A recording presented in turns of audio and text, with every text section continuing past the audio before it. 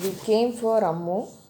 மறைந்த புரட்சித் தலைவி ஜெயலலிதா அம்மா அவர்களுடைய மிகப்பெரிய ஒரு ஆளுமை சக்தியாக மக்களின் மனதறிந்து அக்ஷய பாத்திரமாக மாறியவர். அம்மா உணவகம் மிகப்பெரிய அளவில் மக்கள் மனதில் என்றைக்குமே ஒரு மறையாத அவர்களுடைய சொந்த அம்மாவாகவே இன்றைக்கு ஒரே ஒரு வார்த்தை அம்மா இருந்திருந்தால் அந்த வார்த்தை மீண்டும் மீண்டும் எல்லோரிடத்திலும் சொல்லி கொண்டிருக்கும் அளவுக்கு ஆட்சி புரிந்தவர். பெண்களுக்கு தங்கத்துக்கு தாலி, மிகப்பெரிய ஒரு நல்ல திட்டங்களை கொண்டு வந்து செயலாற்றியவர். அனைத்து வகையிலும் தேர்ச்சி பெற்று மக்களுக்காக உழைத்தவர், மக்களுக்காகவே வாழ்ந்தவர். தன்னுடைய வாழ்நாள் முழுதுமே மக்களுக்காக மட்டுமே செலவழித்து மாண்டும் இன்றைக்கு மறையாமல் அனைவருடைய மனதில் அனைவர் வீட்டிலும் அம்மாவாக திகழ்ந்து கொண்டிருக்கிறார். ஆனால் அவருடைய மறைவு இன்றைக்கும் மிகப்பெரிய மக்களின் மனதில் ஒரு ஏமாற்றமாக, ஒரு தீராத ஒரு கேள்வியாக எழுப்பிக் கொண்டிருக்கிறது. அவருடைய மறைவு என்றைக்காவது ஒரு நல்ல தீர்வை எட்டும் என்பதை நாம் எதிர்நோக்கி கொண்டிருக்கிறோம்.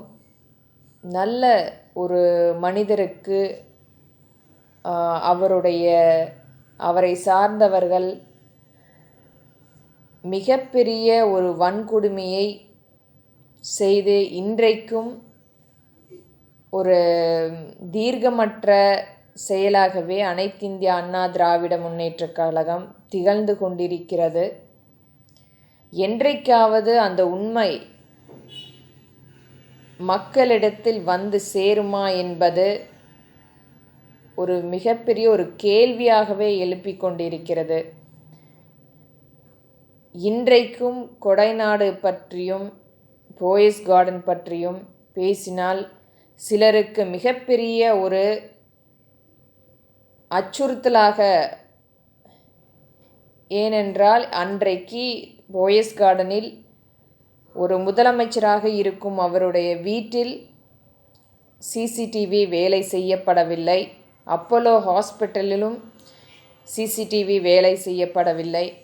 ஒரு மிகப்பெரிய ஒரு மருத்துவமனையில் சிசிடிவி வேலை செய்யப்படவில்லை என்பது அவர் இருந்த அந்த நாட்கள் 2 நாட்களோ அல்லது 3 நாட்களோ அல்ல, வெகு நாட்களாக 70 நாட்களுக்கு மேலாக அவர் அங்கு சிகிச்சை எடுத்ததாக இவர்கள் சொல்லி கொண்டிருக்கிறார்கள். அவருடைய உயிர் எப்போது பிரிந்தது, அதற்கான காரணம் இன்று வரை தெரியப்படவில்லை.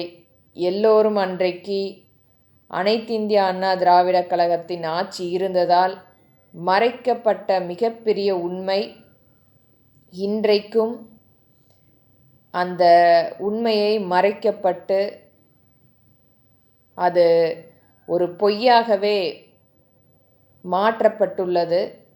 இந்த உண்மையை மீண்டும் மக்களிடத்தில் கொண்டு வந்து சேர்க்கப்பட வேண்டும்.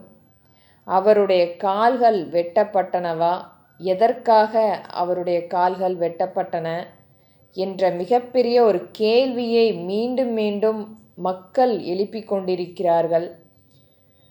இன்று வரை அது வெறும் பேச்சாக மட்டுமே திகழ்ந்து கொண்டிருக்கிறது.